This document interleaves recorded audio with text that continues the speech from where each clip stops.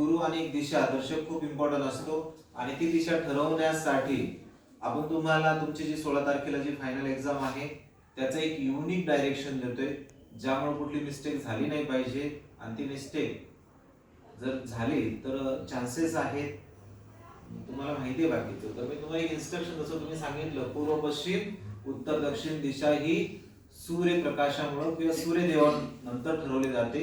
तसं सूर्य ही आपल्या ज्ञानाचा प्रकाश आहे.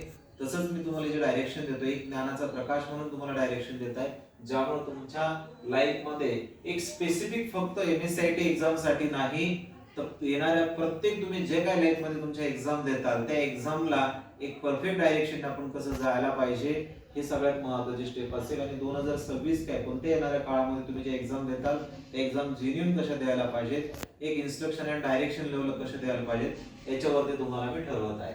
तर मला वाटतं प्रत्येकाच्या लाईफ मध्ये एक प्रकाश आला पाहिजे, एक तेजोमय प्रकाश आला पाहिजे, एक उज्ज्वल जीवन जगता आलं पाहिजे, यशाच्या मार्गाला जाता आलं पाहिजे. हेच डायरेक्शन मी तुम्हाला देत आहे.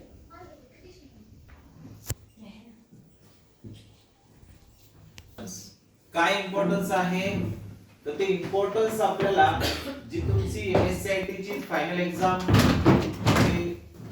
डिसेंबर 2025 मध्ये तुम्हाला बऱ्याच जणांना आपण हॉल तिकीट दिलेले आहे 16 डिसेंबर 2025, आणि ती परफेक्ट आपल्याला तुम्हाला एक मी डायरेक्शन देणार आहे की तुम्हाला खरंच लिहायची गरज नाही पडली पाहिजे.